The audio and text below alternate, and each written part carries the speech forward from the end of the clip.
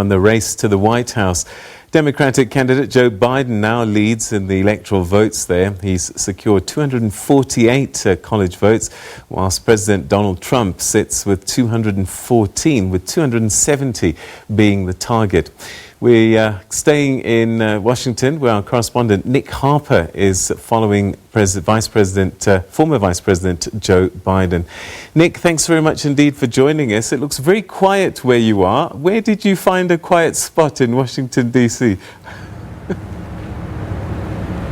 Well, it certainly is, Peter, but it's actually not Washington, D.C. It's Wilmington, Delaware. This is the hometown of Joe Biden, the place that he's lived for almost 70 years. And it is very quiet today, pretty much the same as the Biden camp, which has been very quiet. We haven't heard directly from Joe Biden during the course of the day. We're very much in that wait-and-see type atmosphere. It's the middle of the afternoon, some anticipation as to whether we'll hear from the former vice president before the end of the day. But so far, it's just been tweets and some comments from his campaign manager, not from the man himself.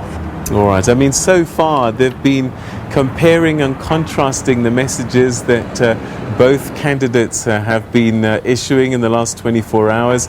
And Joe Biden continues to be a quieter, more moderate voice, and Donald Trump perhaps really pushing the envelope. Yeah, very much so. Joe Biden gave a speech to supporters late last night at about 1 in the morning, where he pushed this idea of quiet optimism, quiet confidence, but also called for not just his supporters, but for the whole of the country to be patient. He made it clear that it would take time for every single vote to be counted, and that was a legal right. It's something that happens in every election, and in every election it takes more than just election day to count those votes. There's far too many votes, more than 100 million across the United States, for them all to get counted in one day. So it takes several days, and we expected that to happen this year. So Joe Biden has been pushing that idea, which he's continued to do on Twitter today, saying every vote must be counted.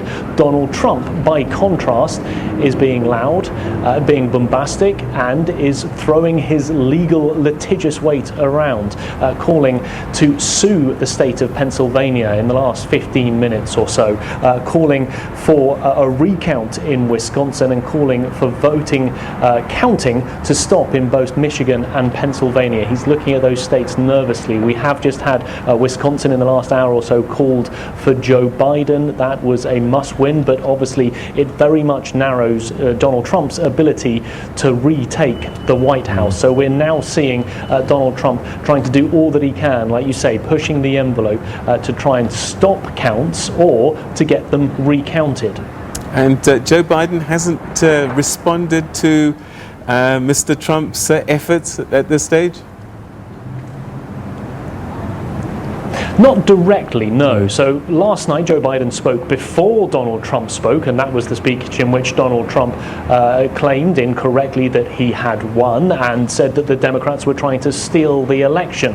Joe Biden has responded on Twitter during the course of the day, not directly to those comments from the president, but instead saying we won't rest until everyone's vote is counted. But we have heard from Joe Biden's campaign manager, Jen O'Malley Dillon. She has expressed that optimism that the former vice president has also been pushing. She said that what Donald Trump had said was outrageous, unprecedented, and incorrect. But she also said that the results indicate that we have a clear path to victory. She feels that that is still very much within sight. And as we're beginning to see more electoral college votes being added to Joe Biden's total, we are edging ever closer to that important number, the 270 mark, that Joe Biden needs in order to enter the White House.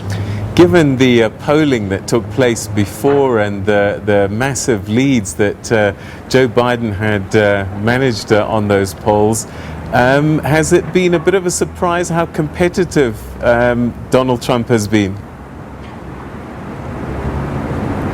Well, absolutely. I mean, look, Peter, we went into this with indications that there was going to be a blue wave, a potential landslide from the Biden campaign. That is what they were hoping, but that is also what the opinion polls seem to be suggesting as well. And that has not happened. So even if Joe Biden were to win this, I think there needs to be some soul searching within the Democratic campaign as to why that support that they hoped for and that the opinion polls showed simply didn't stand up on the day. We've already seen that there was some softening in some key voting blocks that the Democratic candidate was relying on. For example, black men between the ages of 30 and 44%, 20% of them went with President Trump, about 15% higher than 4 years ago. Also, Latino men, about 36% going for President Trump.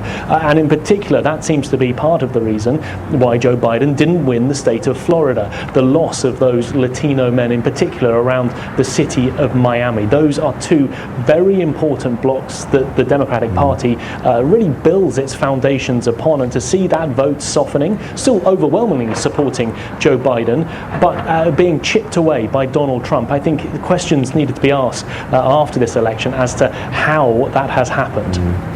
So right now, as we speak, what are the Democrats looking towards in terms of getting over the line now? What is the likely path? Because that's been shifting and changing during the course of the last 24 hours. Yeah, it certainly has, Peter. So Wisconsin, that's a huge win for Joe Biden. That gives him very much within touching distance now of the presidency. So they're looking at two states in particular, Michigan, where they are up, and Nevada, where they're also up.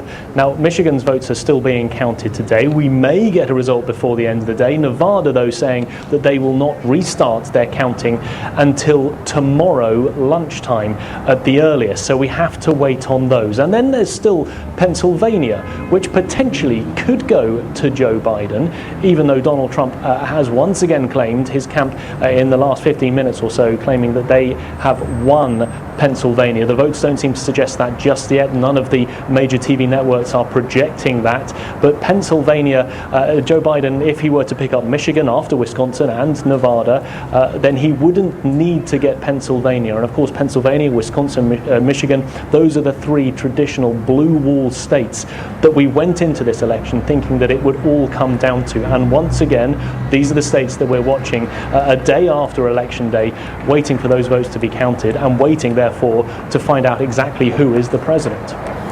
All right, an interesting trend has been that these mail-in voting has favoured the Democrats for some reason. Has anyone been able to explain why? I think part of that is due to President Trump. I mean, he's been pushing this idea for several months in the run-up to the election that, quite simply, mail-in ballots count less than voting in person. He has suggested that posting your ballot in the mail, that is open to large-scale fraud. And therefore, it has been shown that not as many Republicans have been mailing in their ballots as Democrat supporters. And that is why the overwhelming number of these postal or mail-in ballots have been favoring the Democrats.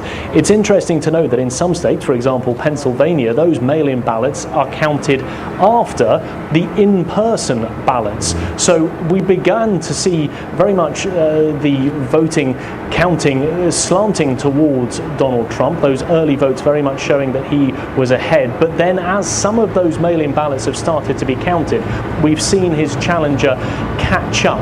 But yes, there's very much that divide between more Democrats voting by mail, more Republicans voting in person. All right, Nick Harper, that's where we'll leave it. Hopefully, if Joe Biden does speak, you'll give us another update. But thanks so much indeed for your thoughts this hour.